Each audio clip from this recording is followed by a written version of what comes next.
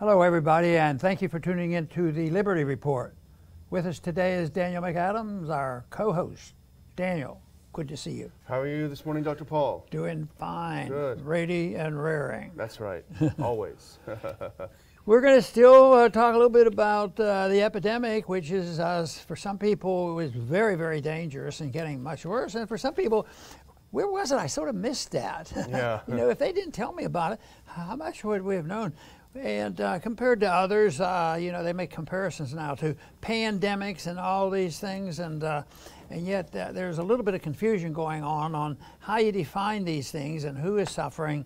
But there's also some self-serving messages that we hear out there on why there's such a problem. And, you know, and we talked a little bit the other day about Rochelle Wallenberg, the new director of CDC, and she was a scaremonger. Yeah. She's been storing it up, and she set loose. But you'd think Fauci would say, hey, now we got somebody to say that. He had to soften the tone. He said, I'm not so sure it's all that bad, because she painted a dire picture. Yeah. So the question is not what they're going to subjectively describe as much as what's really going on with the science, what's going on with the vaccinations, and are there problems? And right now we've noticed that if anything, I would say some of the leaders, both political and scientific leaders who have led the charge on this, are becoming a little bit squeamish about it. They're not adamant, because they're starting to recognize there's information that's coming out that shows that this might not be the panacea for a non-threatening epidemic. And but they have a big problem, because the last thing they want to do is admit, you know, we really fouled up. We scared the people. But the people that did the scaring, some of them will say, well, that's what we intended to do. We did our job, and we've sold a lot of vaccines, and there's been a few complications, and I think you're going to probably mention that. We might demonstrate that since the vaccine, the newest vaccine, you know, for COVID has come out, there are some serious complications with this, and I think it's only starting. And the thing in general that worries me about that is the RNA approach, which is different. They've never done this with vaccines before, so the whole process is different. So right now, you know, people are assessing it. I would say that some of the real hawks, the people who want to scare you to death, maybe Wallenberg is Walensky. Yeah. Walensky. Maybe she's here a little bit too late. Late for the party. But anyway, there's a little bit of debate going on there. Well, what caught our attention, and the reason why we frame this episode as a question is we don't know, but we have questions, and that's our job, to question things. But there was an article on therockwell.com that referenced an article in The Guardian. Now, the important thing about The Guardian is it gets millions of dollars from Bill Gates. So they're not off the reservation, and they're not about to go off the reservation. But what the original Guardian article, maybe I actually put that first clip up, the original Guardian article, the voice of Bill Gates' money, says, COVID, new vaccines needed globally within a year, say scientists. That is a big deal, because these, as you say, Dr. Paul, we're treated as the panacea. As soon as we get this vaccine rolled out, we can start our lives again. Now they're saying, no, that's not the case. You're going to, and these are pro-vaccine scientists. They surveyed a bunch of pro-vaccine scientists, and they say, well, it looks like this does not convey the kind of immunity they promise, and you have to go back each year. And as you know better than myself, Dr. Paul, as a scientist yourself, that the reason there was such hesitance to roll out vaccines on coronaviruses in history, which, you know, the common cold virus, is that they do mutate so much, and so they've never been able to catch up by the tail. In fact, they've had a hard enough time just following the different flu virus strains every year. Half the time you get the wrong flu virus shot. So it hasn't been done. It mutates rapidly, and so now they're saying, they're kind of letting the cat out of the bag. Well, guess what? This is not conveying the kind of protection that we advertised. We have mentioned this, but it's out there, and it will remain, that if you are too bold in challenging the status quo and what is the official position on vaccines, you can get a bad reputation in social media and also lose your credibility. And yet this, in a way, is moving in that direction. Not that they're going to be penalized, but some of the people who have joined in and said, watch out, we can't trust it, have gotten into a lot of trouble. You're not supposed to criticize your government and the official people who are in charge of public health.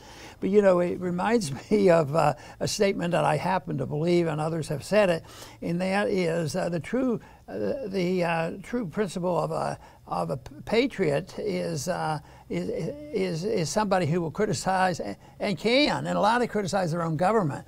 But up until now, especially, you had to move very cautiously to say, you know, this whole thing is not quite the way they say. And I think I sense a little bit of that. Once in a while you get these scientists in here, you mentioned this is sort of made up of some scientists, and they're sort of challenging the conventional wisdom, and means there's a breakout of a twinge of truth here. Yeah, it does make you wonder. And the point in Vasco Kohlmeyer is the fellow who wrote on Lou Rockwell reviewing the Guardian article and providing some analysis. But his point is that if this virus sufficiently mutates every few months, there's no way they can roll out a new vaccine and have it distributed worldwide every few months to fight the next one. So it's literally impossible to catch this virus by the tail using vaccines that don't convey the immunity that they were advertised to. And he asked the obvious question, taking all this into consideration, all this data from the Guardian, very mainstream, Bill Gates funded. He said, why would you develop a vaccine in the first case then, knowing that it's likely that it will not provide the long-lasting immunity? And he answers his own question, moolah, dollars, dinero. And what he says is that, you know, for the Pfizer vaccine, it's generating the second highest revenue in the entire global drug market. Gee. Billionaires are being made all the time, billions of dollars. The vaccines for COVID, this is according to The Guardian, vaccines for COVID have created a global market worth tens of billions of dollars per year. This is not to say that they're only in it for the money, but there's a heck of a lot of money out there. You know, yesterday I mentioned the case where they did a study and found out that given the vaccine to young kids, 5 years old and all, they did a study and they found out that none of them got sick. Yeah. And I thought, well, boy, that's a really important test. But it, you know, took up a little money and they made a little bit on somebody has to run these tests. But you know, lives are involved, and they'll tell you that anybody who takes a position opposite of the official position are risking the lives of thousands of people who are going to, you've heard, even up to 50,000 people when they started saying, how many deaths has Trump been responsible for because he thought you had the right to use hydroxychloroquine. Yeah. You know, just that. So it seems that the people are out there and they're just wondering what they can do. But there was one report that said there were 100 people after getting the vaccine. These weren't the little kids and playing that. This went in the other direction. 100 serious infections of COVID after they've been inoculated. So maybe the vaccine isn't working like they said, or maybe it was defective. Who knows? You know, the vials are broken. Maybe there's more technical problems that there is. You see the distribution has not been exactly even. I keep thinking, you know, how do you distribute limited services and all? Do you do it like the post office, or you do it like selling cell phones to individuals? And you know, the distribution of cell phones to the rich and the poor is pretty uniform, and they adapt to it, and you don't have to have the government handing them out, except now they hand them out, I think, at the border for new people coming in. Yeah. Well, as you say, let's pull up this next clip. This was reporting in the Epoch Times, and it raises, again, a lot of questions. The show today is about raising questions. Over 100 fully vaccinated people in Washington state test positive for COVID-19. Now, that shouldn't be the case if you've gotten your 2 rounds of shots, according to their own data. So the question is really either the tests are defective or the vaccine is defective. They can't both be true. You can't both be vaccinated against it completely and catch it again, or with the vaccine being perfect, or the test being perfect recording that. So there are big questions. I think at least 2 of them died from this. And again, it raises a lot of questions about the vaccine. And as we point out, the experts are actually battling against the experts on this. It's not us, it's them. And look at this next one. This is the data from the CDC. This was posted by a medical doctor on Twitter. And this is another example. We talked about the vaccine adverse event reporting system. This is the CDC's method for people to report adverse reactions to the vaccine. And if you look at the deaths in the adverse reporting system since 1990, pretty steady every year with vaccines. And then all of a sudden, 2021, you see a huge jump.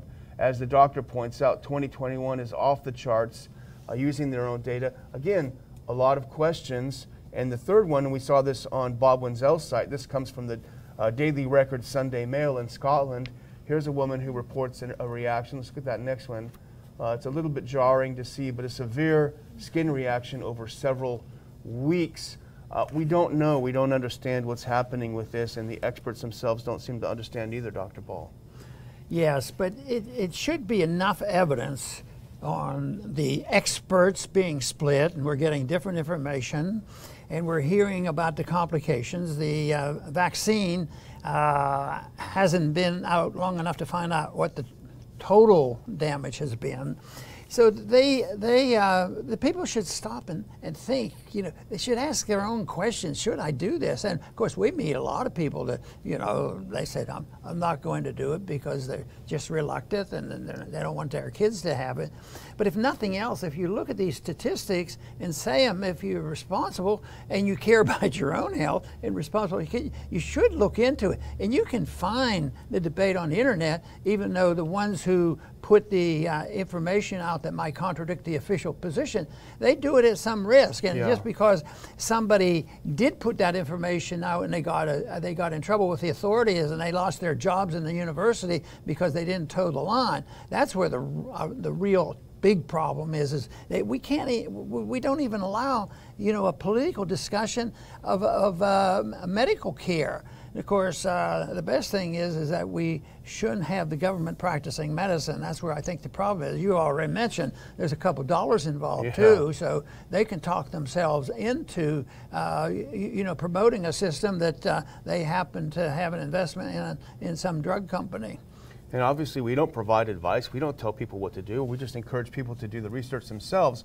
But we do know that this has never been done before. They've never developed a vaccine in 9 months to fight a novel virus. It has never happened before. Maybe they just hit a bullseye on this one, but there are a lot of concerns. And you mentioned earlier the experts disagreeing, and it was interesting to see Walensky and Fauci coming into a little bit of disagreement, because Walensky, remember, she was crying fake tears and saying, I have a sense of impending doom.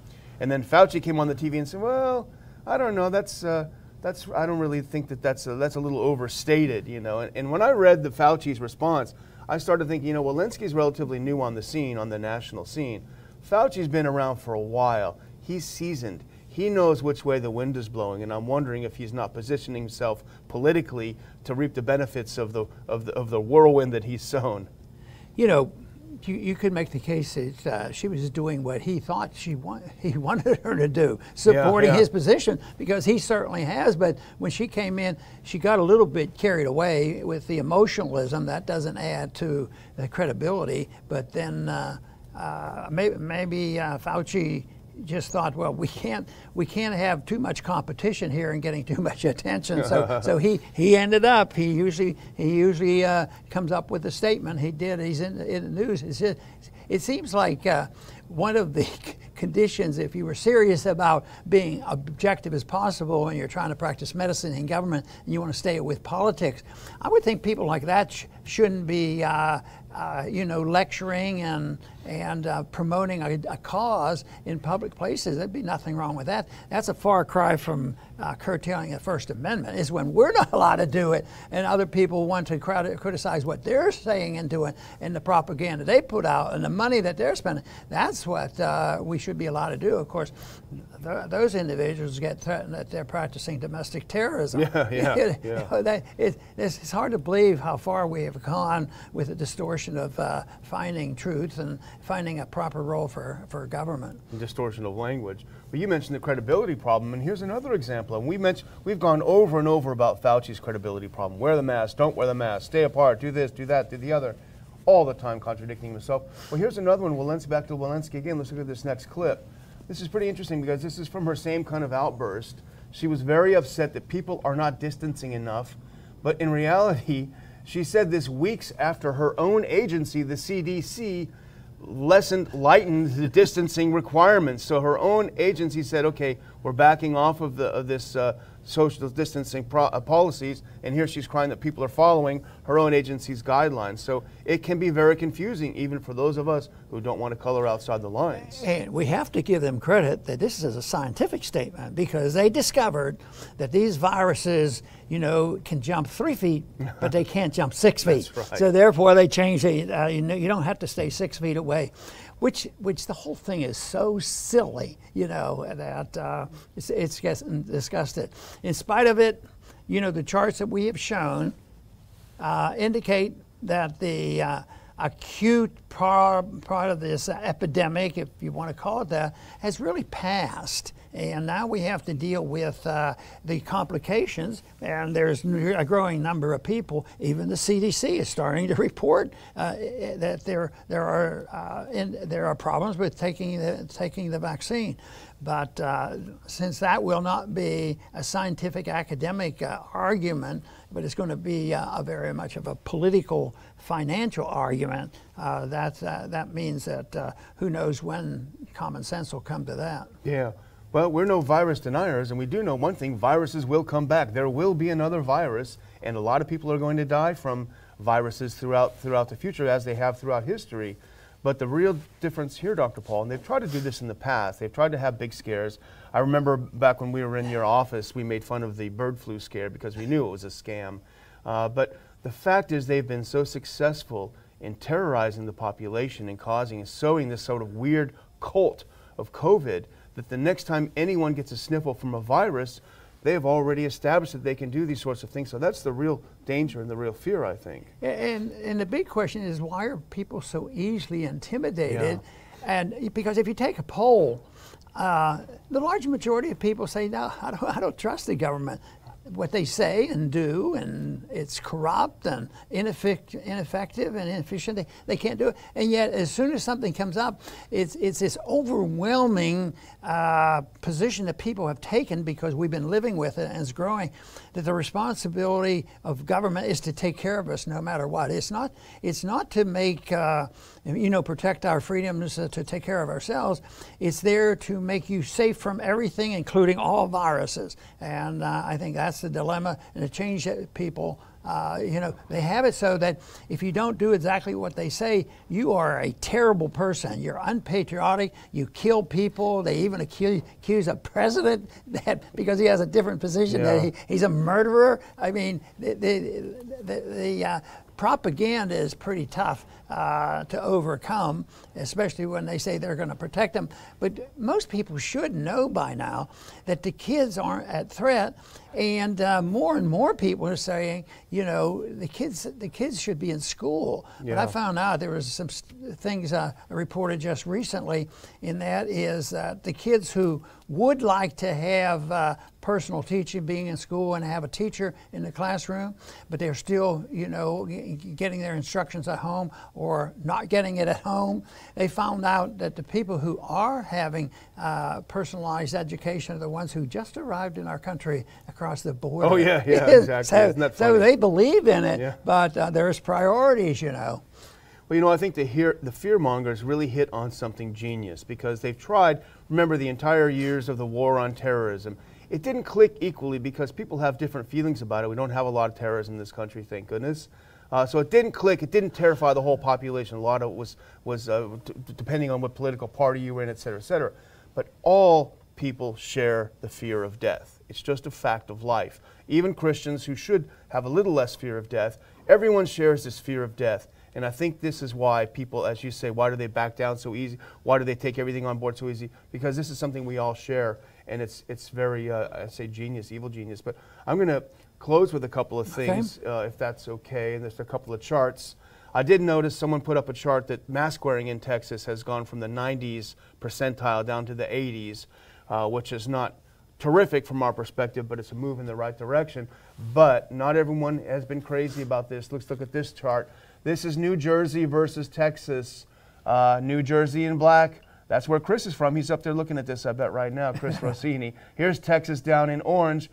On March 2nd, the governor of Texas announces the end of the mask mandate. And then the next day later, the governor of New Jersey, I'm stunned. I can't conceive of lifting a mask mandate. And look what happened to Jersey, and look what happened to Texas after it was lifted.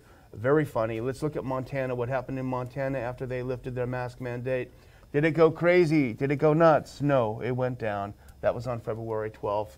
It's been 1.5 months since they lifted it, and the hospitalizations are continuing to drop. Right. So. You know, the fear of death is an interesting subject that you brought up, and I think there's a lot of truth to that.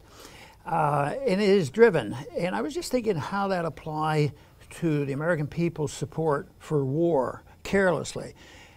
So many times I've experienced while in Washington that at the initial stages of a potential hot war breaking out, you know, like in the Middle East, the American people are overwhelmingly opposed to it. They see this, but they do adapt to the propaganda. Well, it's necessary. These are really bad people, and we have to do this because we have a moral responsibility to help the good guys out in these various countries. But what happens is they go in there. And they forget about the deaths of the people who have to go in. They never see themselves going in, you know, to do this. And what they do is they say, we'll have this war, and somebody else might die, but they never think of it. And maybe if they individualize that, because I've always made the comment that young people in two different countries don't get together and talk to each other. Let's have a war. You know, it's all done for ulterior motives. Yeah. So, I'm finished now. Okay, and I will finish now myself. I want to thank everybody for tuning in today to the Liberty Report. And once again, we are going to continue this fight to get the truth out the best we can, to find out exactly what's going on with the propaganda and what the people should do. And for me, it's we want more individual responsibility and more local control rather than having the bureaucrats from the World Health Organization down to CDC and all the governors who love sending out the information and giving these mandates to the people, and then having the federal government doing the same thing. That is what we have to give up and decide that people can take care of themselves, and they can take care of their colds when they get it. And if you need more, believe me, it will be more readily available and better distributed once it's out of the hands of the politicians and those who are profiteering on it. I want to thank everybody for tuning in today. Please come back soon.